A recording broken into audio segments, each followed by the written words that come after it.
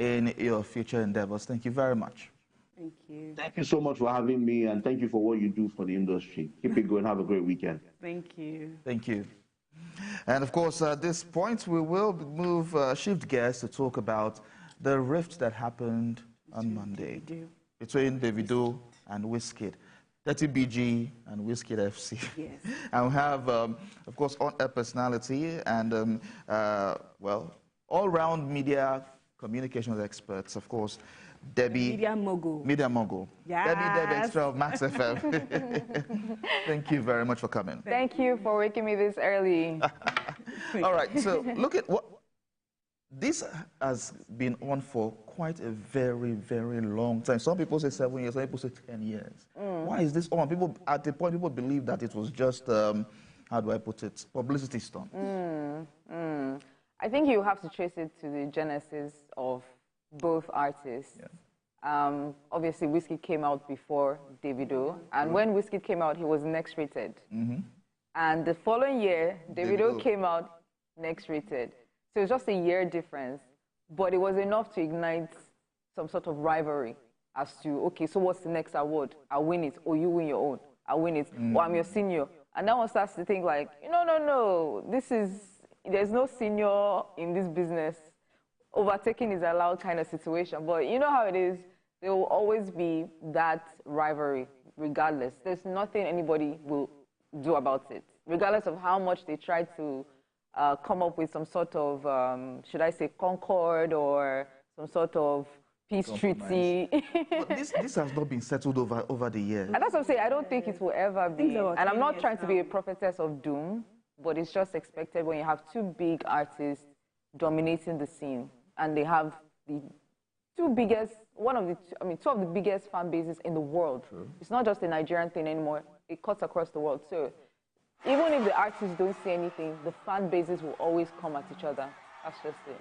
But how do you think that we can promote healthy competition between artists? Because, I mean, today it's Wizkid and Davido. Tomorrow it can be Burna Boy and, let's say, Peruzzi Mill. That is very unlikely because Burna Boy is way bigger. But a lot of times we see some kinds of conflict on social media. How can we encourage healthy competition and not taking all the, what they call the dirty laundry to social media? I think it's part of the music industry and it's not foreign to us. I mean, it's everywhere.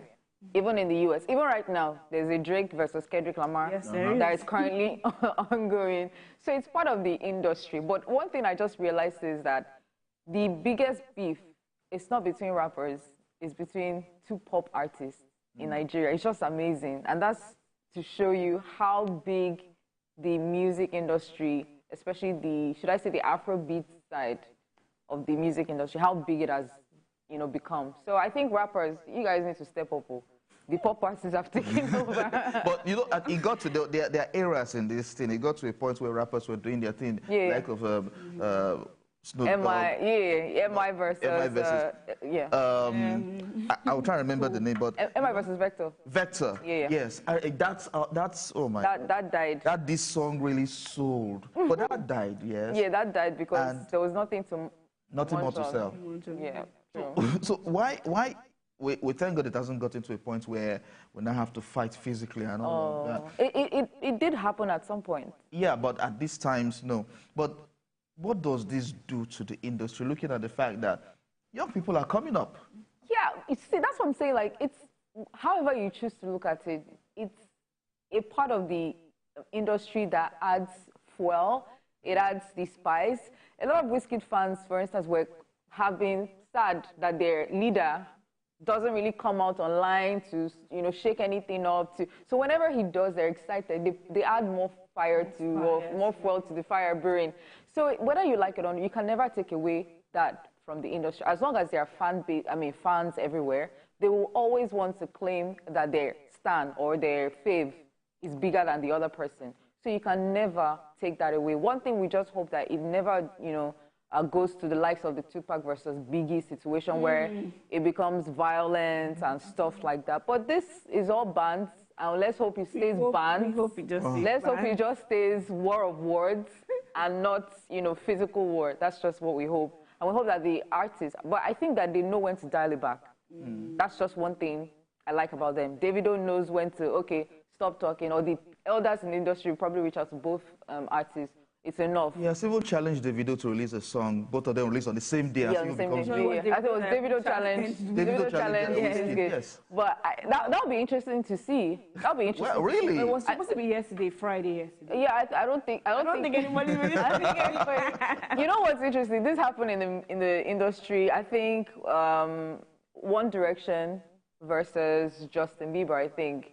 Yeah. Where One Direction released on the same day and Justin Bieber released on the same day, just to show that I'm a one-man army, and those ones are forming boy bands. So it was interesting. I think Justin won in the US, and I think One Direction won in the UK. So, but this is going to be interesting to see. And you know, artists coming up behind are trying not to replicate that rivalry, because I've seen what's his name, Rema calling for peace. You know, trying to rally around all the younger artists like Fireboy, Omali, that we're one. Trust me, the fans don't like peace. So even if the artists say we are going to work together, the fans will find a way. You don't found a way to bring in. The fans need something. Don Jazzy. That was actually my next question. What is Don Jazzy's business here? Why are shots fired towards him? It's called stray bullets. Unfortunately, it hit Don Jazzy. But I feel that Don Jazzy understands the business enough not to react. And he's big.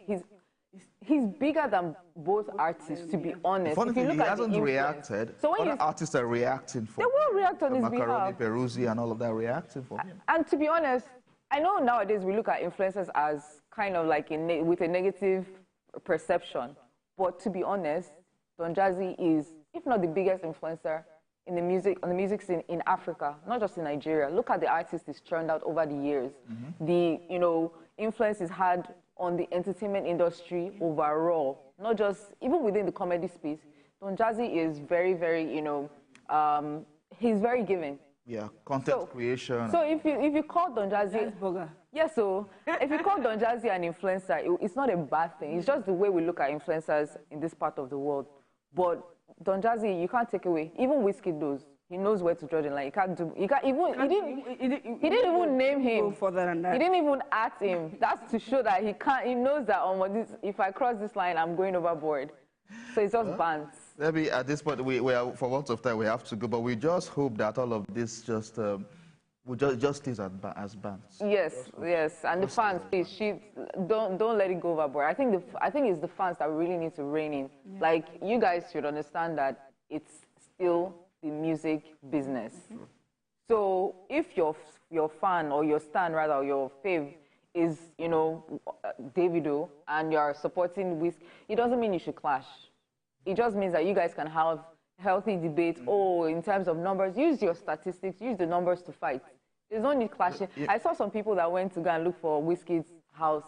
Yeah, they really house. They called themselves 30 BJ, and that's no. That's much. So imagine a husband and wife supporting Davido and Wizkid. What's going to happen in the moment? That night. Wow.